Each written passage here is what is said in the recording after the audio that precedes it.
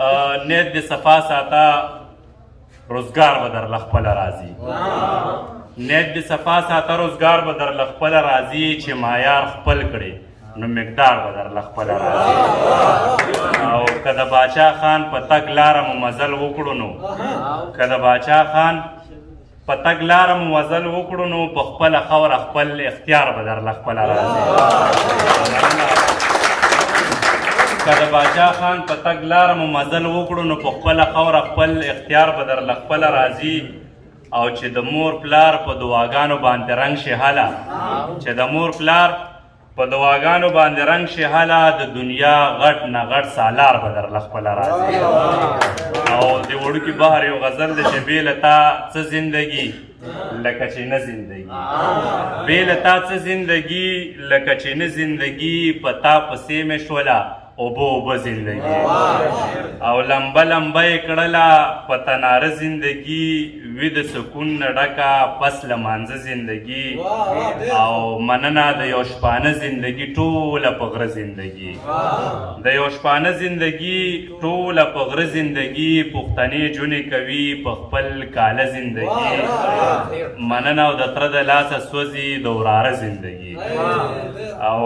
بیخي بدل ښکاري پس له واده زندگی دلدار استانه بغیر خوري مې مازغه زندگی یو ویمه لږ زر زر به وویم خیر دی چې باور دې وشه دم په دم راپسې چغې وهي باور دې وشه دم په دم راپسې چغې وهي د چا یادونه محترم راپسې چغې وهي او ما په وړو لویو کې داسې د شیندلې مینه چې ترې نظمه نو ټول چم راپسې چغې وهي او زه چې راځم مسافرۍ ته نو واړه بچي مې راپسې سم کوي ماتم راپسې چغې وهي مننه او نفرت مې خوښ کړو محبت نه مې مخ واړولو ټوپک مې واخیستو قلم راپسې چغې وهي او ټپه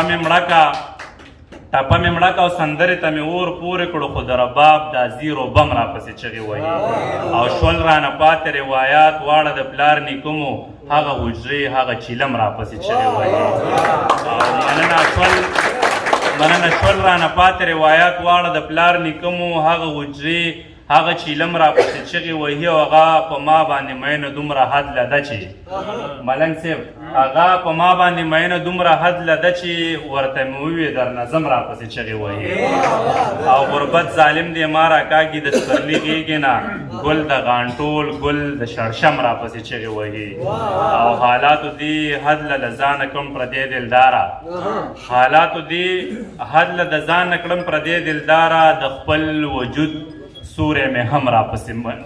چغې وهي او خدای ورله ښایست لکه د ګل په شان ورکړی دی چې دا به رښتیا وي او که دروغ پیر صاحب خدای ورله ښایست لکه د ګل په شان ورکړی دی ویل یې نن همزولو ته دلدار ته فکر وړي